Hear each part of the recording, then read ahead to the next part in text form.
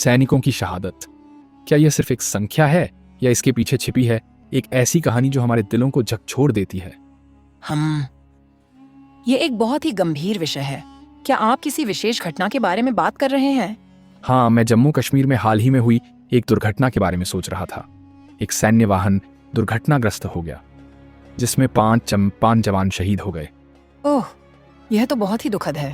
क्या आप इस घटना के बारे में और कुछ जानते हैं? हाँ, यह घटना तब हुई जब एक सैन्य वाहन नीलम मुख्यालय से बलनोई घोड़ा पोस्ट की ओर जा रहा था। वाहन में कुल 18 जवान सवार थे। दुर्भाग्य से यह वाहन एक गहरी खाई में गिर गया। हे भगवान, 18 जवान! और कितनी गहरी थी यह खाई? रिपोर्ट्स के अनुसार यह खाई लगभग 300 से 350 फीट गहरी थी। सोचिए, यह तकरीबन 30 से 35 मंजिला इमारत के बराबर है। इतनी ऊंचाई से गिरने के बाद भी कुछ जवानों का बच पाना एक चमत्कार ही है। बिल्कुल सही कहा, यह वाकई में एक चमत्कार है। क्या आपको पता है कि बचाव कार्य कैसे किया गया? हाँ, जैसे ही दुर्घटना की सूचना मिली, क्यूआरटी टीम तुरंत मौके पर पहुंची और बचाव कार्य शुरू किया। यह एक बहुत ही चुनौतीपूर्ण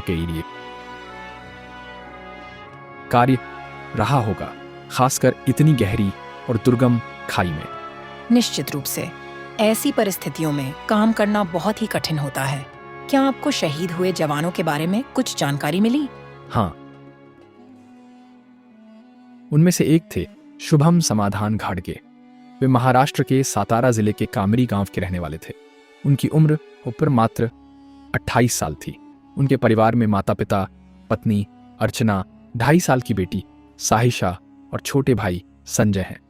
यह सुनकर दिल दहल जाता है, इतनी कम उम्र में एक परिवार को छोड़कर जाना। क्या आप जानते हैं कि शुभम कब से सेना में थे?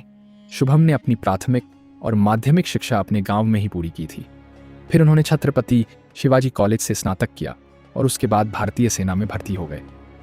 वे 11 मराठा रेजिमेंट में कार्यरत थे। तो उन्होंने अपने गांव से निकलकर देश की सेवा करने का फैसला किया। यह वाकई में सराहनीय है। क्या आपको पता है कि उनके अंतिम संस्कार की व्यवस्था कैसे की गई? हाँ, शुभम का पार्थिव शरीर गुरुवार सुबह 10 बजे उनके गांव कामेरी पम्मामिनी पहुंचा। दोपहर 3 बजे उनकी अंतिम यात्रा निकाली गई। पूरे गांव में शोक का माहौल था। यह स्वाभाविक है। एक युवा सैनिक की इस तरह की मृत्यु पूरे समुदाय को प्रभावित करती है। क्या आपको पता है कि इस दुर्घटना में और कौन शहीद हुए? हाँ, इस दुर्घटना में चंद्रपुर जिले के वरोरा के अक्षय निकुरे नामक जवान की भी मृत्यु हो गई। उनका भी राजकीय सम्मान के साथ अंतिम संस्कार किया गया। और एक दिलचस्प बात यह है कि अक्षय के भाई नीलेश भी सेना में कार्यरत हैं और मराठा लाइट इन्फेंट्री बटालियन में सेवा दे रहे हैं। वाह, एक ही परिवार के 2 भाई सेना में। यह तो वाकई में देशभक्ति का एक अद्भुत उदाहरण है। लेकिन साथ ही यह उनके परिवार के लिए कितना कठिन होगा। बिल्कुल सही कहा। एक तरफ देश के लिए गर्व का क्षण है तो दूसरी तरफ परिवार के लिए अपार दुख का। यह हमें सोचने पर मजबूर करता है कि हमारे सैनिक और उनके परिवार कितने बड़े बलिदान देते हैं। हाँ, और यह भी सोचने की बात है कि क्या हम उनके बलिदान को पर्याप्त सम्मान दे पा रहे हैं। क्या आपको लगता है कि हमें सैनिकों और उनके परिवारों के लिए और अधिक करना चाहिए? यह एक बहुत ही महत्वपूर्ण प्रश्न है। मेरा मानना है कि हमें निश्चित रूप से और अधिक करना चाहिए, जैसे कि सैनिकों के बच्चों के लिए बेहतर शिक्षा सुविधाएं, उनके परिवारों के लिए बेहतर स्वास्थ्य सेवाएं और शहीदों के परिवारों के लिए लंबे समय तक आर्थिक सहायता। लेकिन इससे भी ज्यादा हमें उनके बलिदान को हमेशा याद रखना चाहिए और उनके प्रति सम्मान दिखाना चाहिए। बिल्कुल सही कहा। और शायद हमें अपने दैनिक जीवन में भी उनके बलिदान को याद रखना चाहिए। हर बार जब हम अपने घरों में सुरक्षित महसूस करें, तब हमें याद रखना चाहिए कि यह सुरक्षा हमें किसकी वजह से मिली है। हाँ, ये एक बहुत ही अच्छा विचार है और शायद हम अपने बच्चों को भी इन वीर सैनिकों के बारे में बताएं, ताकि वे भी उनके बलिदान को समझ सकें और सम्मान कर सकें।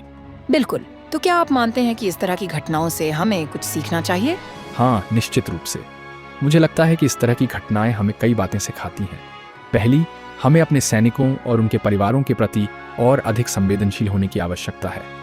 दूसरी, हमें अपने देश की सुरक्षा के लिए और अधिक सतर्क रहने की जरूरत है।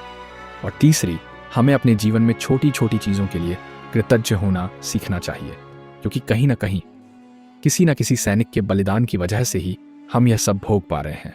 वाह, ये बहुत ही गहरी बात कही आपने। मुझे लगता है कि इस चर्चा से हम सभी को कुछ न कुछ सीखने को मिला है। क्या आप इस चर्चा को कुछ अंतिम शब्दों के साथ समाप्त करना चाहेंगे? हाँ बिल्कुल, मैं बस यही कहना चाहूंगा कि हमारे वीर सैनिकों को हमारा कोटि कोटि नमन। उनका बलिदान कभी व्यर्थ नहीं हुआ।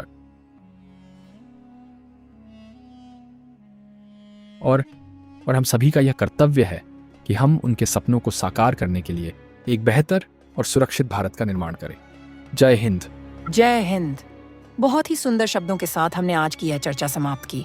उम्मीद है कि हमारे श्रोताओं को यह एपिसोड पसंद आया होगा और उन्हें कुछ सोचने के लिए मिला होगा। धन्यवाद।